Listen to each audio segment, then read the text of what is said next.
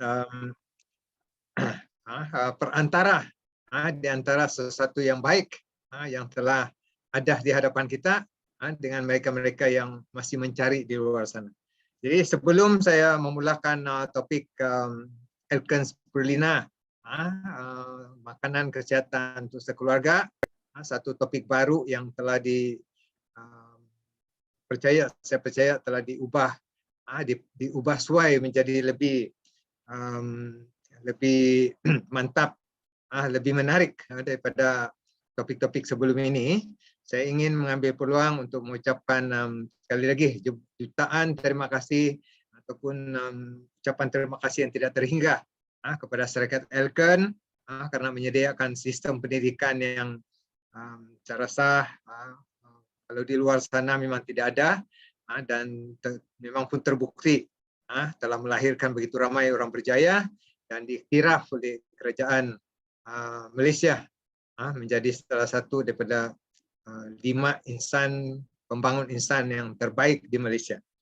Jadi terima kasih kepada Elken dan saya ingin juga mengambil peluang ini untuk mengucapkan terima kasih juga yang tidak terhingga kepada arisan upline saya. Yang pertama sekali MCCM Andrew Nicholas yang kita kenali memang pun sebagai pakar ataupun bapa konsep kesihatan kita, Bapak MRT Elken dan yang juga telah menjadi idola kita dari segi kerjaya, menjadi Bumi Putra di seluruh Malaysia yang pertama mencapai status yang tertinggi yaitu pada ketika itu yaitu MCCM. Dan saya sendiri secara pribadi dan secara sekeluarga memang sangat-sangat terhutang budi karena tanpa perkongsian kepahaman MRT dan terutamanya produk spirulina tidak mungkin saya berada di Elken pada hari ini. Dan seterusnya barisan upline yang lain, MCCM Subiseci, MCCM Cisintik, MCCM Lim Swili, dan Bapak Pembangunan Elken Sabah, yaitu kita punya PCM LSM 7 bintang, Mr. and Mrs. Seng Kok Meng. Jadi saya mohon semua yang ada di sini untuk memberikan tepukan gemuruh, tepukan terima kasih kepada semua mereka. Dan kita doakan semoga mereka-mereka ini, upline kita semua terus sehat, terus berada bersama kita, terus menjadi guide kepada kita untuk membimbing kita untuk jauh maju, mengongsikan produk-produk kesehatan dan seterusnya memimpin kita untuk berjaya dalam bidang kerjaya yang kita ceburi di Elken. Baik, Eric, kita mulakan topik pada pagi malam ini. Seperti yang saya katakan tadi, topik ini telah diolah menjadi satu topik yang terkini dan dengan pengolahan yang baru menjadi lebih menarik. Jadi kalau kita tengok di sini pun kita tengok gambar, kalau orang bilang one picture worth 1,000 words. Jadi kalau kita tengok di sini pun daripada generasi, dia menggambarkan 3 generasi. Daripada anak yang masih kecil kepada ibu bapa beliau, kepada anak itu, dan seterusnya datuk dan nenek, yaitu bapa dan mama kepada ibu dan bapa mereka. Jadi ini 3 generasi.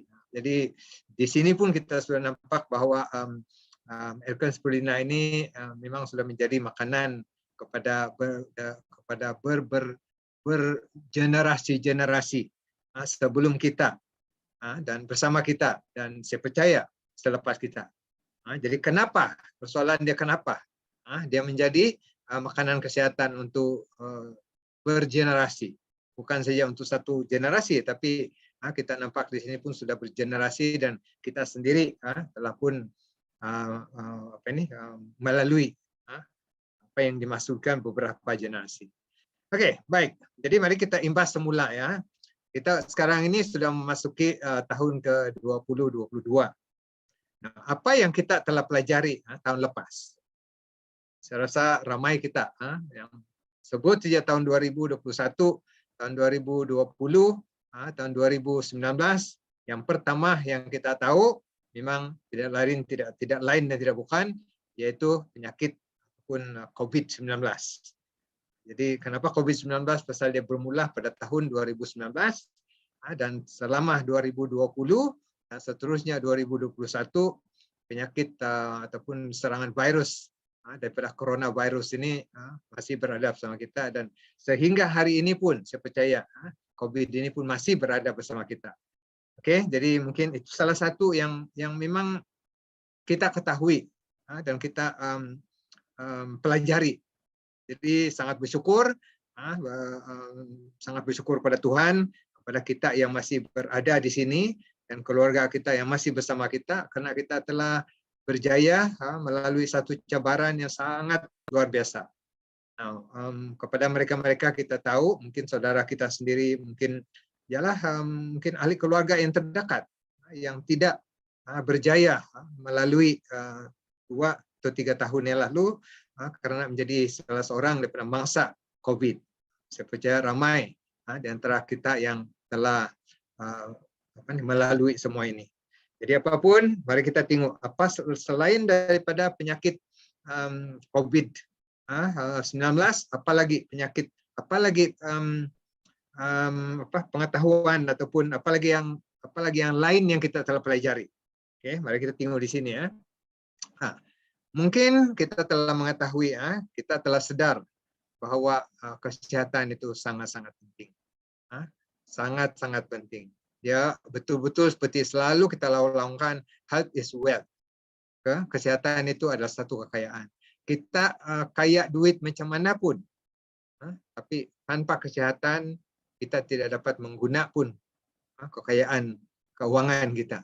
Jadi dalam arti kata yang lain, kesehatan adalah salah satu kekayaan yang sangat-sangat penting dan sangat-sangat precious untuk kita semua.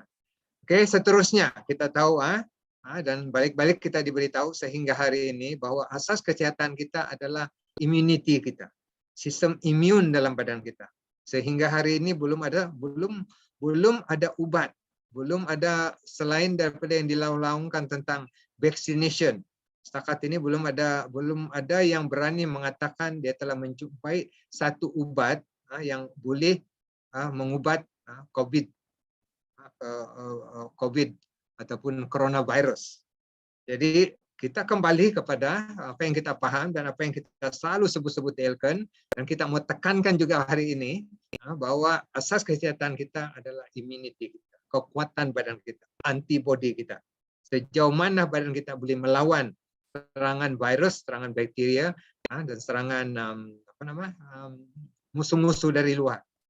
Oke, jadi yang ketiga, kita juga telah mengetahui dan telah belajar bahwa pemakanan yang sehat, selain daripada pemakanan, yang penting memang pemakanan, kita juga perlu ada aktiviti fizikal.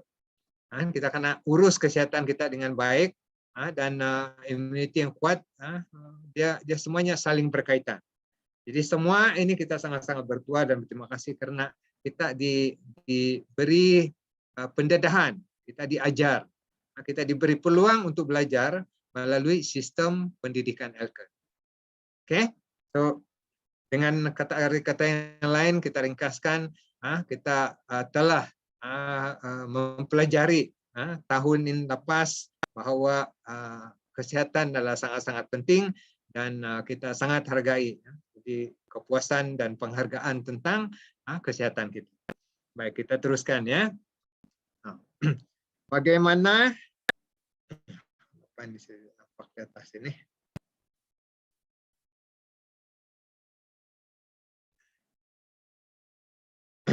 Bagaimana badan kita melawan jangkitan virus dan jangkitan bakteria dan virus. Oke, ini mungkin kita pergi mendalam sedikit ya. Ini untuk pengetahuan sebelum kita mengetahui bagaimana spirulina membantu kita. Ini kita diberi imbas kembali tentang apa yang kita telah belajar selama ini, tapi sebagai peringatan, sebagai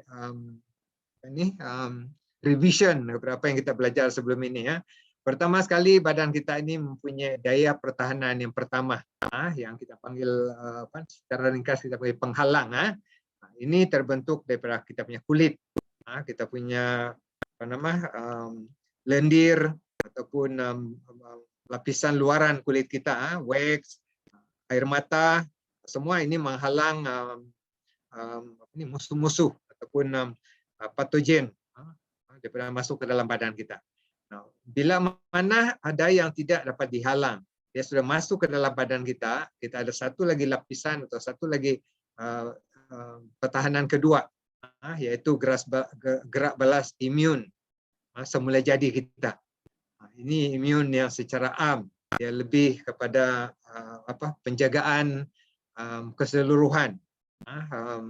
Mungkin kita boleh ibaratkan seperti security guard lah, ataupun polis. Dia menjaga secara keseluruhan keamanan ataupun kesihatan ataupun musuh-musuh daripada memasuki badan kita. Di sini salah satu dia kita punya sel darah putih yang boleh membunuh ataupun melawan ataupun merosakkan ataupun memakanlah patogen-patogen ataupun benda-benda musuh-musuh yang masuk ke dalam badan kita. Nah, bagaimana pula kalau ada yang lebih kuat, dia masuk sampai ke bahagian dalaman kita. Syukur dunia kita, badan kita ini, Tuhan menjadikan badan kita ini memang pun luar biasa. Kita ada satu lagi daya pertahanan ketiga. Yang ini pula dia dipanggil gerak balas imun yang khusus. Dia lebih kepada spesifik untuk membunuh patogen-patogen tertentu. Jadi lain patogen, lain musuh, mungkin lain yang imun sistem kita yang melawan. Tapi tujuan mereka di sini lebih kepada macam tentera lah. Ibaratkan dia tentera memang pun dia membunuh musuh. Okey, badan kita menghasilkan antibodi untuk membunuh patogen-patogen tertentu. Jadi inilah yang kita ibaratkan sebagai ini yang kita telah pelajari selama ini, bagaimana badan kita melawan jangkitan ini. Jadi teruskan. Jadi bagaimana imun kita berubah daripada setiap peringkat umur. Ini harus kita ketahui Pasal bukan sepanjang masa kita mempunyai imun sistem yang kuat yang sama. Okey, so mengikut pakar dan ikut kajian di sini kita nampak pada peringkat kanak-kanak mungkin imun sistem kita rendah. Okay, jadi kita mudah terdedah kepada jangkitan pandemik seperti influenza semua inilah. Jadi bila kita sudah remaja, dewasa, pandemik ini ataupun influenza semua ini virus-virus, walaupun dia menjangkiti kita, tapi imun sistem kita kuat. Jadi kita tidak berapa terdedah kepada jangkitan. Okay, seterusnya bila kita sudah peringkat pergi ke peringkat dewasa ataupun orang tua ataupun warga emas, jangkitan bertambah kuat lagi kerana imun sistem kita menjadi rendah semula. Jadi ini cycle of life yang kita kena ketahui, kita kena sedari dan kita kena bersedia untuk berhadapan untuk untuk menjaga. Kita kena buat persiapan supaya kita tahu apa yang peringkat umur kita. Dan bukan saja kita, tapi keluarga kita. Anak-anak kita, ibu bapa kita kena sedar semua ini. Pasal kita di sini bukan setakat untuk menjaga diri kita sendiri, tapi adalah juga tanggungjawab kita untuk menjaga anak-anak kita yang belum tahu tentang musuh-musuh di sekeliling, dan juga ibu bapa kita yang mungkin pun bukan tidak tahu, tapi tidak mampu lagi untuk menjaga diri sendiri. Jadi adalah menjadi satu tanggungjawab, adalah menjadi satu tugas kita lah untuk membantu mereka semua. Okey, baik. Jadi bagaimana pemakanan mempengaruhi kesihatan badan dan imuniti di setiap peringkat umur. Okey, jadi kita fokus sekarang kepada pemakanan. Kita ada berbagai cara yang mempengaruhi kita punya kesihatan. Kita fokus kepada pemakanan kita pasal memanglah yang paling senang dan yang hari-hari kita lalui, dan sebenarnya yang menjadi persoalan utama kalau kita tidak sedar atau tidak tahu, inilah sebenarnya puncak kepada penyakit, puncak kepada kesihatan kita yang terganggu. So daripada kepahaman tentang pemakanan boleh menentukan sama ada kita sehat ataupun sakit. So, ini yang kita masukkan ke badan kita. Ini yang boleh kita pengaruhi melalui kepahaman. So, yang pertama sekali kepahaman, dan daripada kepahaman itu dia akan bertukar menjadi kepercayaan, dan daripada kepercayaan baru menjadi tindakan kita. Oke, jadi mari kita tengok bersama-sama bagaimana pemakanan. Ini saya rasa semua kita tahu. Seperti yang selalu kita dengar, apa yang kita MC Andrew selalu kata-kata ini, dan memang saya sadar sekali, memang pun betul. Banyak perkara yang kita tahu, tapi kita tidak paham kenapa kita buat. Salah satu contohnya, makan. Semua orang tahu makan. Siapa yang tidak tahu makan? Tapi saya rasa ramai di antara kita semua, ramai di luar sana yang tidak paham kenapa dia mau makan. Dan apa yang harus dia makan. Dia makan berasaskan kepada apa yang ada, bukan apa yang dia perlu. Di luar sana kalau kita tengok apa yang makanan yang kita sentiasa ada, bukan makanan yang kita perlu, tapi makanan yang sedap. Dan sedap tidak semestinya memberikan kita kesehatan. Jadi, baik. Kita tengok dulu makanan yang tidak seimbang. Oke, pakar di sini, makanan yang tidak seimbang melemahkan sistem imun. Oke, saya ulang balik ya. Pemakanan yang tidak seimbang melemahkan sistem imun kita. Ingat tadi ya, sistem imun kita adalah yang bertanggung jawab menjaga kesehatan kita, terutamanya penyakit yang kita lalui sekarang ini, dan kebanyakan penyakit yang kita lalui sebelum ini dan selepas ini pun bergantung banyak tentang kekuatan sistem imun kita. Jadi kita tengok dulu krisis yang kita lalui lah.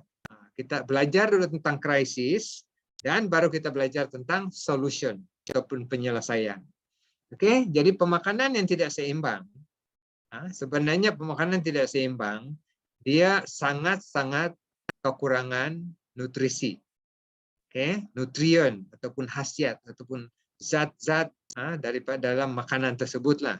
Jadi bukan saja dia tidak seimbang dari segi kuantiti khasiat-khasiat tertentu, tapi dari segi bilangan khasiat pun memang sangat berkurangan. Jadi ini akan melahirkan satu situasi, satu keadaan badan yang dipanggil malnutrisi ataupun kekurangan nutrisi. Saya rasa ramai ataupun banyak negara di dunia ini, termasuk yang maju, negara maju seperti di Amerika, di England, di rata-rata dunia, termasuk di Malaysia, kita tidak mempunyai masalah pemakanan dari segi jumlah makanan yang kita makan.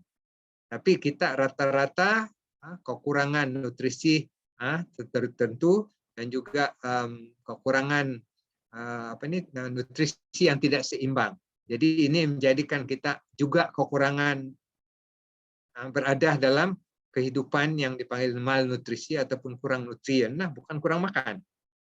Oke, jadi apa yang hasil daripada malnutrisi atau kurang nutrien ini, dia berkait rapat dengan berbagai penyakit berjangkit, termasuk juga yang tidak berjangkit. Oke, kekurangan mineral suri, sukar untuk dikesan. Jadi inilah gejala-gejala yang kita tidak tahu, yang kita tidak sedar. Saya suka mengatakan, menguatkan kepahaman kita di sini. Pasal saya sendiri sadar kekurangan nutrisi ataupun kehidupan yang kita panggil malnutrisi bukan menjadikan kita sakit tiba-tiba. Oke, dia perlahan-lahan. Jadi kita tidak dapat blame ataupun kita tidak persalahkan kekurangan makanan itu penyebab kepada penyakit-penyakit tertentu. Jadi dengan kepahaman kita bahwa kekurangan inilah puncak kepada pelbagai masalah kesihatan in the long run lah pada masa akan datang. Jadi dengan kepahaman inilah yang kita boleh mengambil tindakan awal. Oke, ini satu cabaran kepada kita pasal di luar sana orang hanya paham penyakit yang disebabkan oleh puncak-puncak yang cepat. Seperti contoh dia COVID lah. Kita dapat itu virus terus sakit.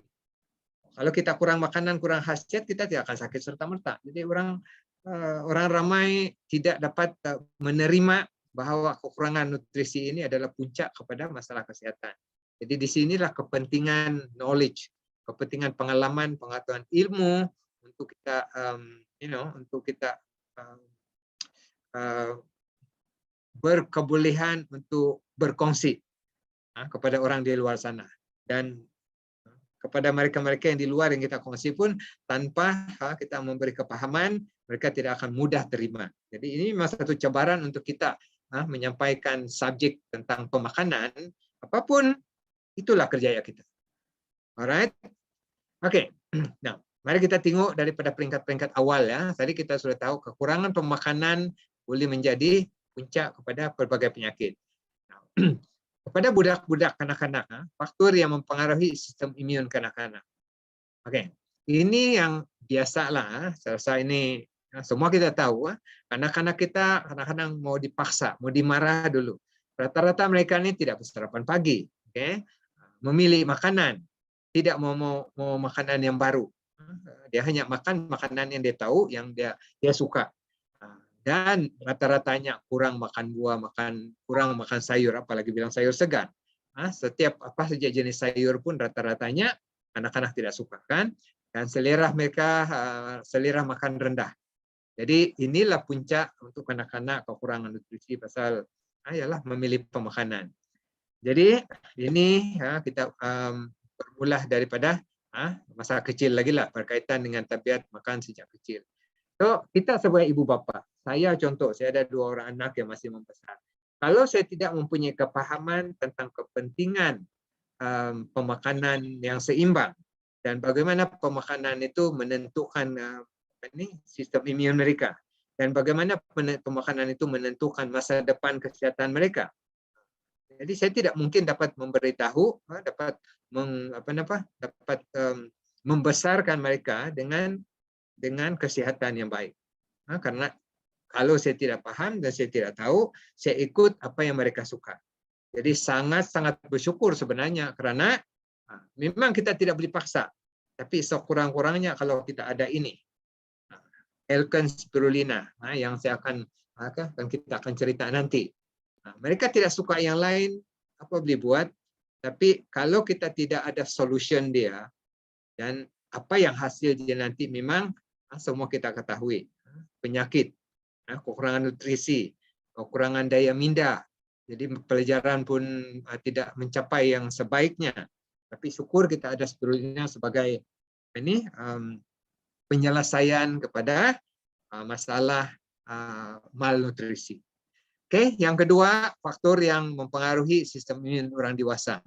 Oke, pilih pemakanan yang terhad. Kita rata-rata pun memilih pemakanan juga. Kesuntukan masa. Ini saya rasa semua kita tahu. Tadi pagi saya telah saya tengok satu video yang sangat yang hot sekarang ini. Seorang dokter Adila dari Kelantan. Dia tidak suka walaupun sudah menjadi doktor, tapi ibu dia masih lagi bukanlah memaksa, tapi mengingatkan dia untuk makan spirulina. Pasal kerja ya dia sebagai seorang dokter, kerja dia sebagai dokter memang sibuk. Jadi kadang-kadang tahu, tapi karena sibuk kita abaikan. Lagi-lagi seperti yang saya sebut tadi, kenapa orang abaikan? Karena bukan kita hari ini tidak makan spirulina, kita terus sakit. Hari ini kita tidak makan kita makan makanan yang tidak seimbang, burger, KFC, semua itu kita besok tiba-tiba sakit. Tidak. Jadi dia perlahan-lahan. Orang putih bilang surely, slowly but surely. Tiada masa untuk memasak sendiri, makan di luar kan. Pilih makanan, masalah pencernaan, faktor sosial, semua inilah yang mempengaruhi orang remaja, orang dewasa hari ini. Jadi ini berkaitan dengan cara hidup yang sibuk dan tidak teratur. Ini semualah, semua kita tahu.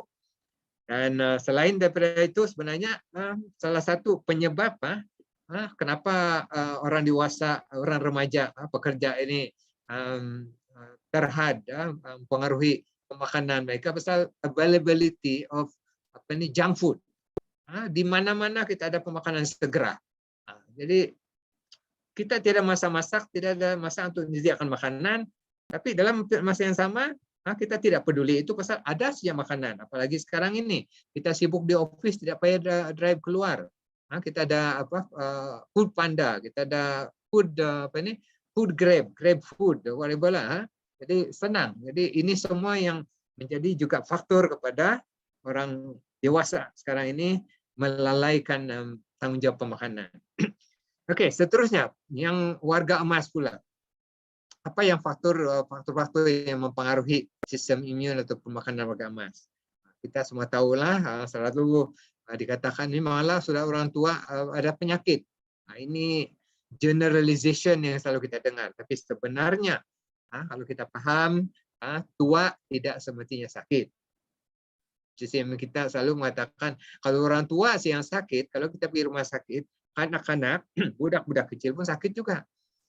Tapi ialah kita terima hakikat bahwa bila sudah umur meningkat, kita akan mudah mempunyai penyakit-penyakit lain seperti ialah biasanya penyakit yang dihidapi oleh orang-orang yang warga emas, gout lah, sakit pinggang lah, tekanan darah tinggi lah, kencing manis lah.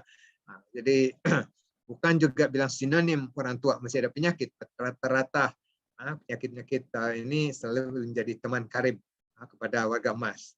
Jadi ada sudah penyakit lain yang mempengaruhi sistem imun, kesan vaksin menurun, fungsi kunyah ataupun pencernaan pun menurun, masalah penghadaman, penyerapan, makanan tambah lagi makanan tidak seimbang, masalah pergerakan. Jadi semua ini mempengaruhi mempengaruhi dengan penyerapan nutrisi oleh warga emas lah. Jadi ini menjadi satu cabaran kepada mereka.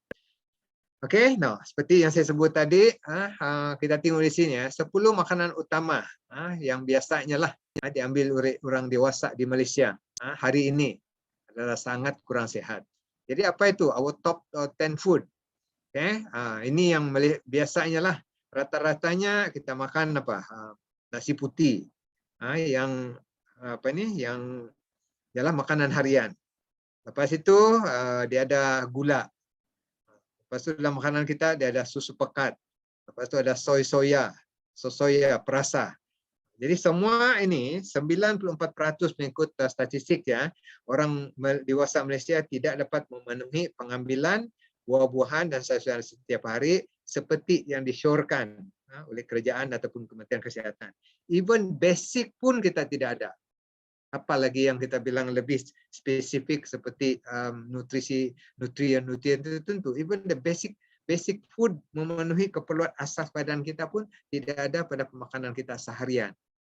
Again, kita tidak boleh persalahkan semua karena mungkin satu faktor kesibukan, kedua faktor kekurangan availability of makanan yang seimbang, makanan yang yang sehat, dan yang utama yang kita tekankan hari ini adalah dari segi kepahaman, kesedaran.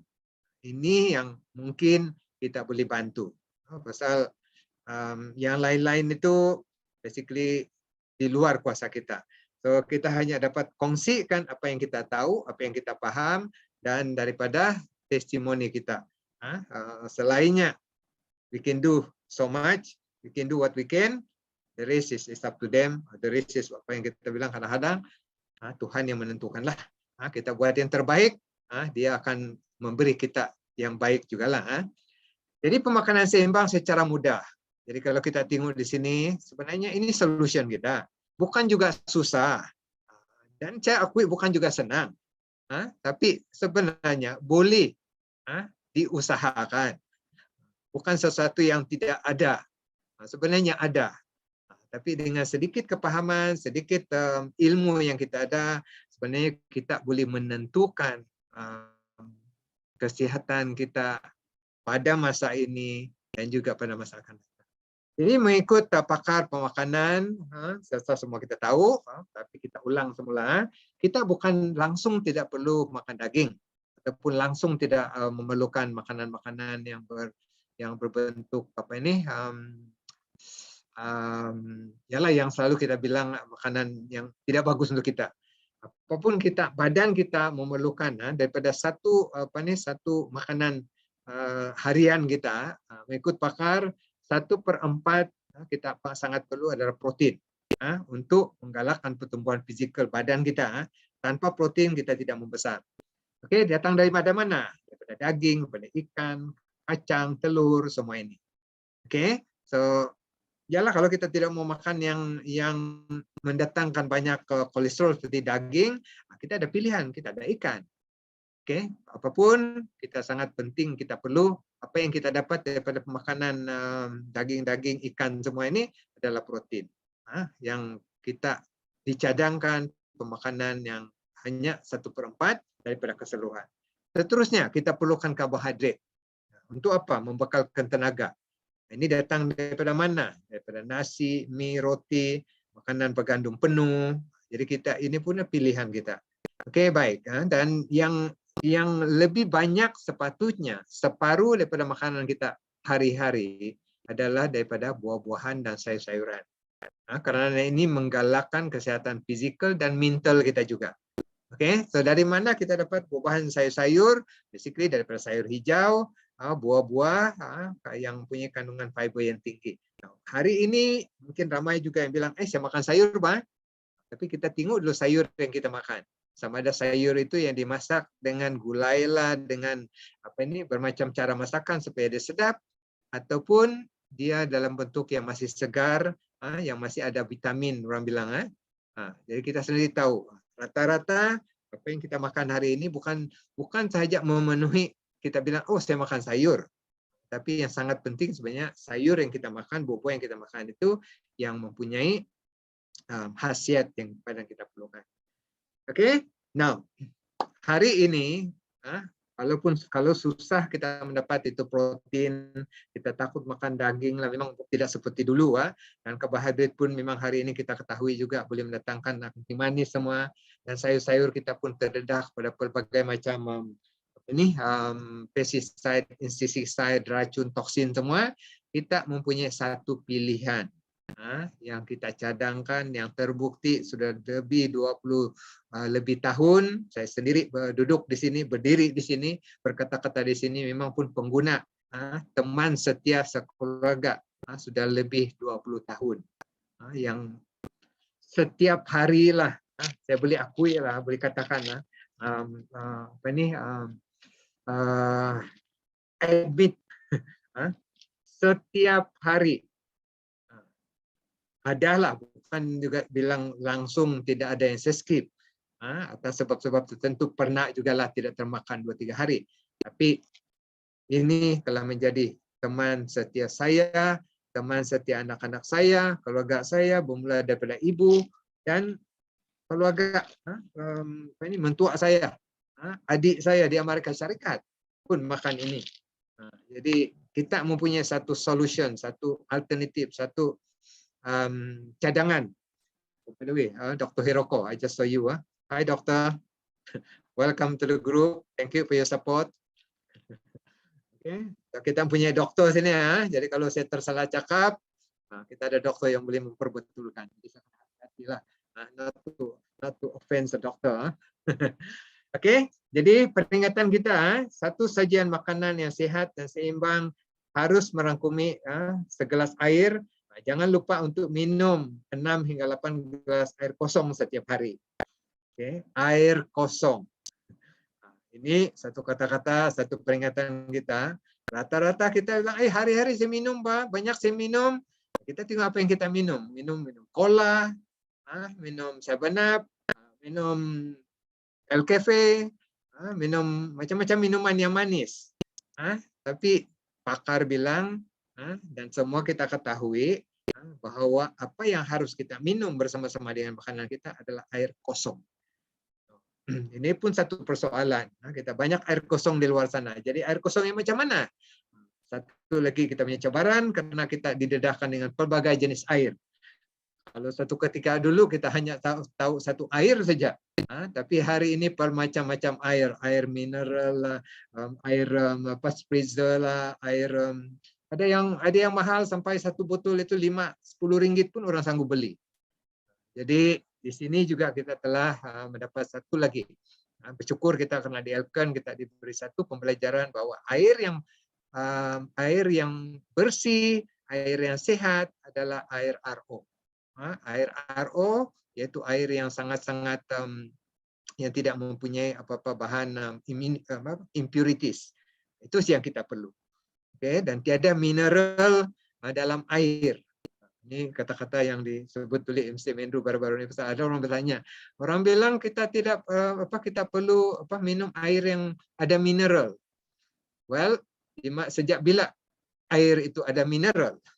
Dia hanyalah H2O, H hidrogen dan oksigen. Tidak ada mineral dalam air. Jadi yang ada mineral dalam air adalah air mineral yang dimasukkan, bukan semula jadi. Jadi sebenarnya hari ini bukan kita minum air yang mineral water, tapi mineralized water. Jadi itu sebenarnya tidak sehat, pasal kita tidak tahu apa yang ada di dalam itu air.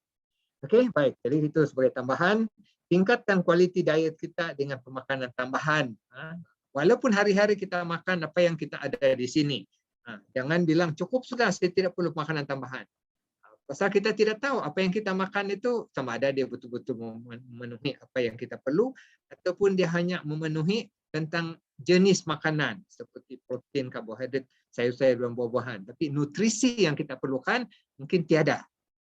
Jadi bagaimana kita memastikan, bagaimana kita menentukan, bagaimana kita yakin dan percaya bahwa apa yang kita makan itu mempunyai apa yang kita perlukan.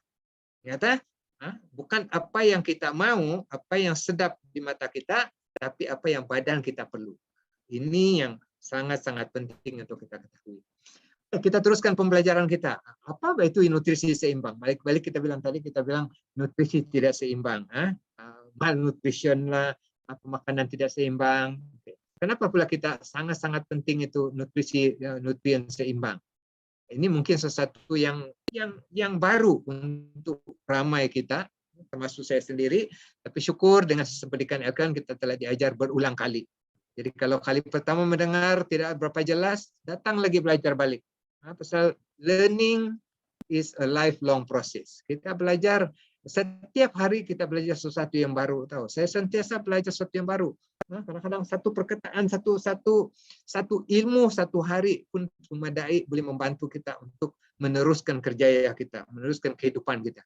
Oke, jadi mungkin satu hari ini, tuan-tuan dan puan-puan yang ada bersama kita belajar sesuatu yang mungkin selalu kita dengar, tapi mungkinlah saya dapat memberi pencerahan yang lebih sedikit. Nah, saya tekankan apa yang saya paham lah. Oke, apa itu nutrisi seimbang? Semua orang perlu mengamalkan terbaik pemakanan yang baik. Ini semua kita tahu lah. Semua di luar sana bilang makan makanan yang sehat, makan makanan yang baik, makanan yang seimbang. Even dokter sendiri pun saya pernah tanya secara rambang, apa yang menjadikan badan kita sehat? Dokter bilang simple, balance diet, makanan yang seimbang. Nah, apa itu makanan seimbang? Oke, mungkin kita tidak dapat mendalami dengan sedalam-dalamnya apa itu makanan seimbang. Tapi baik, di sini kita diberi pengetahuan. Makanan suplemen yang berkhasiat menambah nutrien yang diperlukan di badan dan memenuhi Anda menjaga kesehatan. Ini kita dapat daripada Elkan Spirulina. Walaupun kita tidak tahu secara mendalam apa yang kita panggil makanan seimbang, nutrien seimbang, tapi kalau kita tahu tentang kenapa dia penting, seperti apa yang saya tekankan tadi, dan di mana kita dapat, sekurang-kurangnya ini mungkin membantu kita untuk memulakan pengambilan nutrien ataupun suplemen tambahan, yaitu yang kita cadangkan adalah Elkan Spirulina. Oke, jadi daripada sinilah kita sebenarnya boleh dapat apa itu nutrien yang seimbang lah.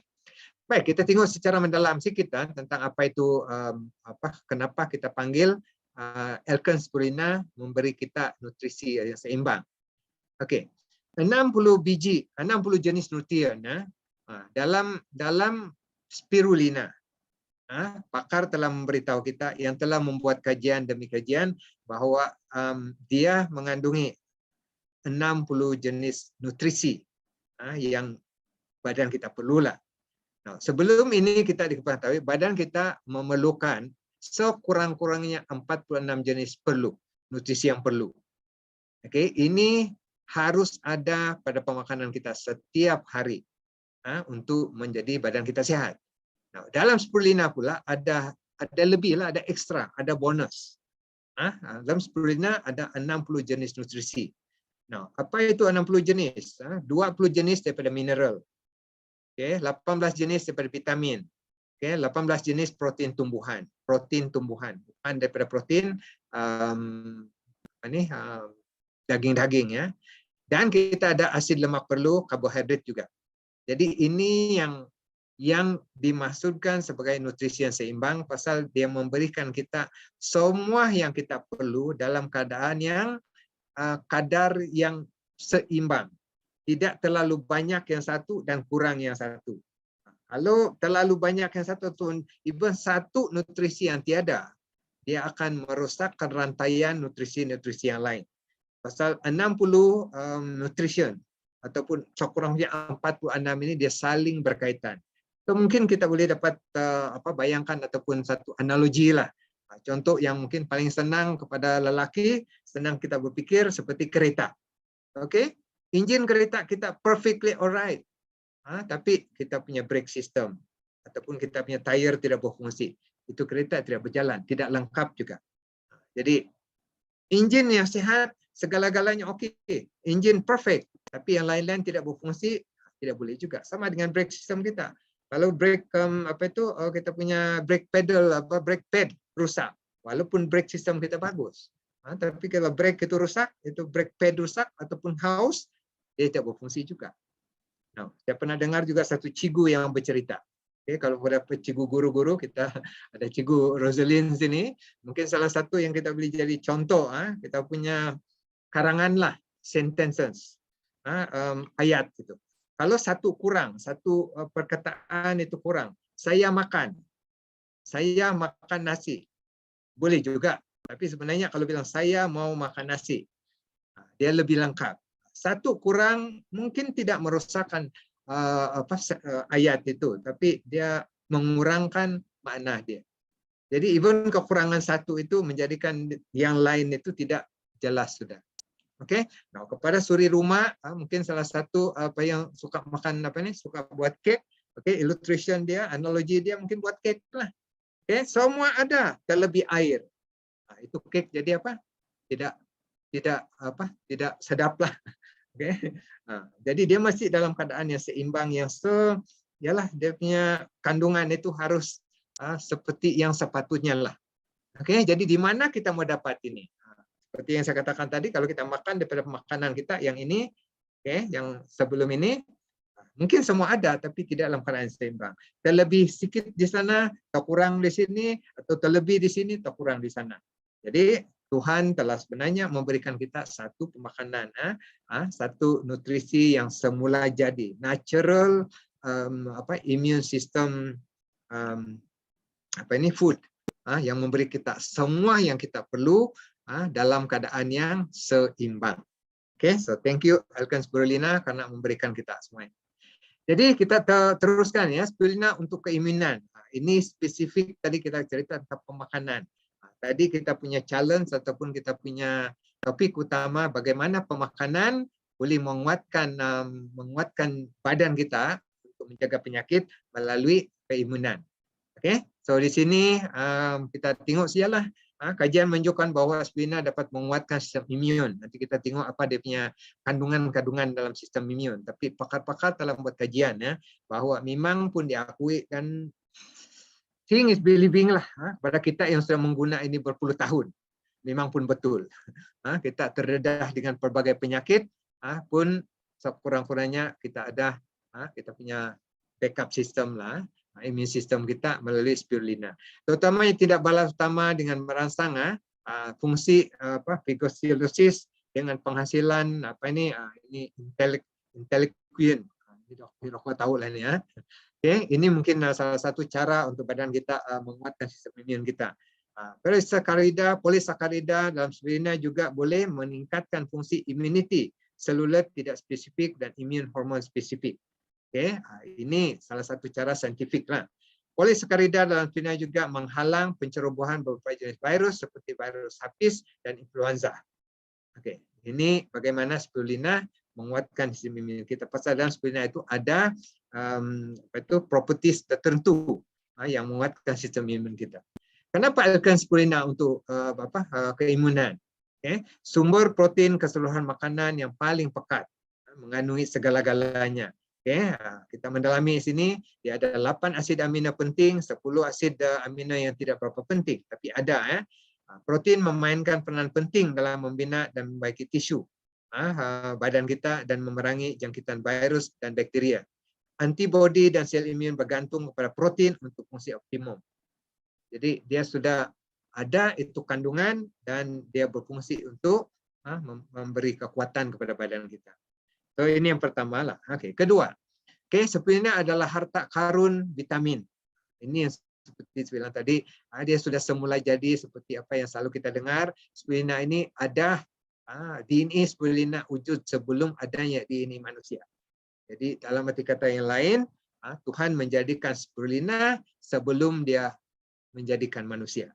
So, kita sangat bersyukur dan berterima kasih karena Elken menekankan tentang kepentingan spirulina, dan sebenarnya dalam kitab dalam Al-Quran pun ada disebut bahwa ada satu pemakanan yang ada disediakan yang kita akan cari.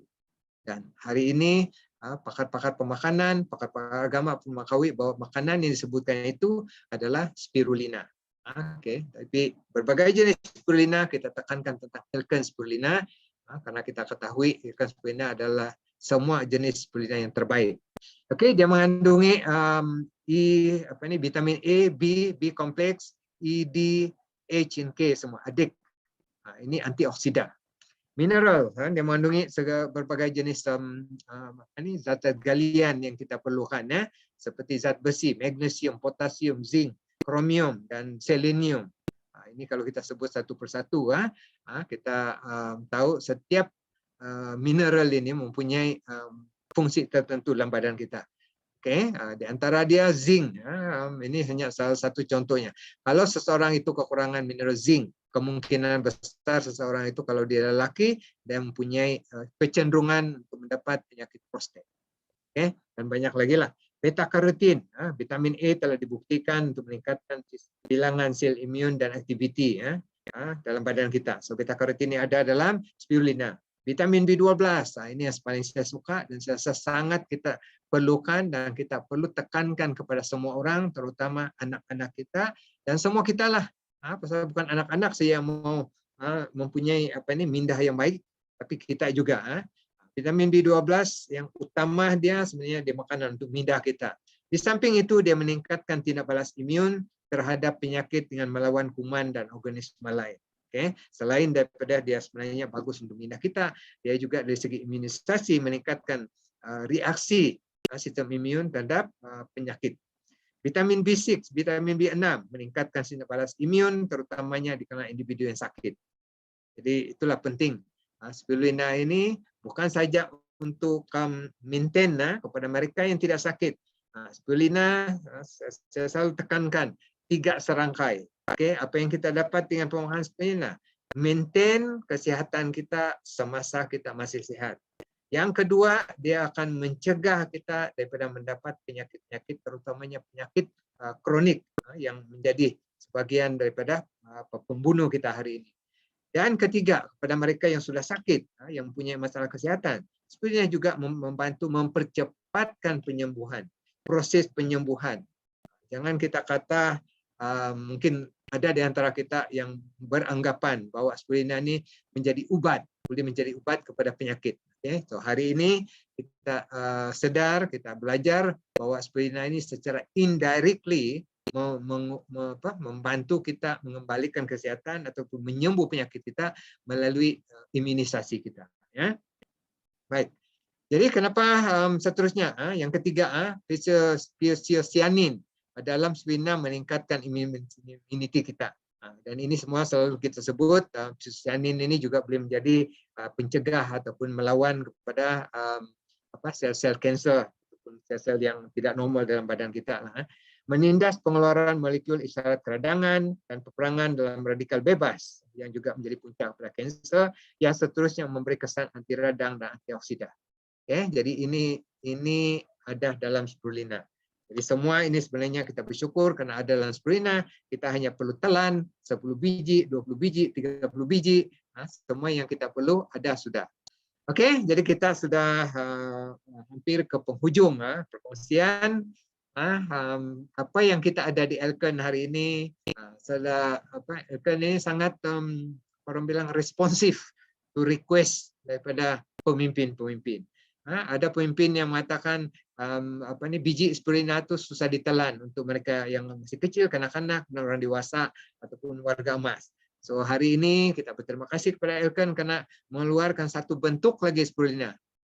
4 produk yang mengandungi Elken spirulina. Sebenarnya 4 bentuk spirulina yang ada di Elken hari ini. Yang biasa kita tahu kita punya biji spirulina yang kita ketahui dari dulu kita panggil Spirulina spirulina, hari ini kita panggil Elken spirulina. Dan baru-baru ini tahun lepas, 2 tahun yang lalu, Elken keluarkan lagi spirulina dalam bentuk serbuk. Jadi mereka-mereka yang mempunyai masalah penyerapan seperti kanak-kanak atau orang yang sakit. Contoh kami hari ini tengah membantu, tengah berusaha sambil berdoa kepada seorang yang yang menghidap penyakit kanser tahap 4, di mana even rumah sakit pun sudah tidak terima, hospital pun sudah suruh dia pulang, dan maksudnya dalam arti kata yang lain tiada harapan lagi kalau di rumah sakit. Tapi kita tidak berputus asa, kita terus berusaha dengan kita mengharap dengan berkat Tuhan, izin Tuhan, dan juga keberkesanan produk kita, terutamanya spirulina, kita berdoa supaya dia dapat kembali sehat, sembuh daripada penyakit yang dihadapi. Oke, jadi salah satu yang sangat-sangat membantu karena dia memang tidak boleh makan, apalagi benda yang keras, even liquid pun susah ditelan. Jadi dengan adanya serbuk ini dapat membantu mereka-mereka yang berada dalam peringkat itulah yang tidak boleh makan, dan termasuk juga warga emas. Okey, dan kepada mereka yang susah mau makan spirulina, ada juga yang mengatakan dia punya bau itu terlampau kuat lah, bermacam-macam lah alasan kalau tidak berapa paham. Dan baru-baru ini akan keluarkan lagi kita punya biskut nah. Ini yang keempat, jam sikit. Kita ada yang terbaru, Elken cookies, Elken spirulina cookies. Ini sedap. Jadi kalau mereka yang ingin makan yang sedap, kita ada ini. Dan sebelum ini kita ada memang bijirin, kita punya cereal spirulina memang pun terkenal. Dan kepada mereka-mereka yang ingin diet, yang tidak mau makan banyak, dipersilahkan ambil ini bijirin spirulina yang kita dijadikan minuman setiap hari, setiap pagi, terutama semasa sarapan. Jadi Elken spirulina yang powder, yang tepung tadi itu kandungan nutrisi yang lebih tinggi. Nah, berapa yang dicadangkan? Setiap 3 sudut serbuk spirulina sama dengan 30 tablet Elken spirulina. Jadi ada orang bilang 30 biji spirulina banyak juga. Jadi hari ini kalau dibilang terlalu banyak makan 30 biji, cadangkan diambil 3 sudut. Mungkin dia bilang, ya 3 sudut itu biasalah, pasal kalau dia bilang 3 sudut itu banyak, selalunya kalau ambil kopi berapa sudut? Ambil gula berapa sudut? Dia tidak pun kira bilang banyak juga. Inilah kadang-kadang psikologi ataupun orang punya impression ini 30 biji itu terlalu banyak. Sebenarnya 30 biji itu bersamaan dengan 3 sudut serbuk spirulina. Okey, dan 2 tin Elkef spirulina ataupun spirulina cookies sama dengan kita pemakanan 30 biji spirulina atau 3 sudut spirulina ataupun 2 tin spirulina cookies bersamaan dengan kita makan semua inilah yang ada di hadapan kita. Kita makan apple, apa yang ada dalam itu? Kita ada apple, kita ada anggur, kita ada nasi, kita ada lemon, kita ada cili benggala, telur, sushi, semua ini. Jadi ada orang kata-kata kadang-kadang mengatakan bilang mahal baik Elken spirulina. Bukan nak beli ratus-ratus. Kalau kita mau dapatkan equivalent Elken spirulina dari segi pemakanan, berapa mahal itu mahal. Okey? Kita punya jangan cakap terlalu banyak, terlalu jauh lah. Kalau kita mau makan apple yang organik, 1 biji apple organik yang bersih, yang berkhasiat, orang bilang yang masih fresh, dalam 5 hingga 6 ringgit. Itu baru 1. Okey, Saya selalu kata begini, bagi saya yang mudah dan senang saya kasih paham orang, 1 biji spirulina bersamaan dengan lebih kurang 10 biji apple. Kalau 1 biji apple itu RM1, kalau 10 biji sudah RM10. Kalau kita makan spirulina 1 biji baru dalam 30 sen. So, mana yang mau murah, mana yang mahal? Lagipun kalau kita makan apple yang kita makan itu tidak seperti apple dulu, dia tidak mempunyai khasiat. Mungkin sudah 1 bulan, 2 bulan baru sampai ke sini daripada Amerika. Lainlah kalau kita ada pokok apple sendiri. Oke, so hari ini kalau 1 biji spirulina itu jatuh di bawah katil saya, di bawah meja saya akan sanggup terbalikkan meja, sanggup cari di bawah katil untuk dapatkan 1 biji spirulina. Itu saya punya cara lah. Dan anak saya pun bersyukur. Dia bilang, daddy, where's the spirulina? 1 biji jatuh. Because saya selalu tekankan begitu. Berapa penting itu 1 biji spirulina.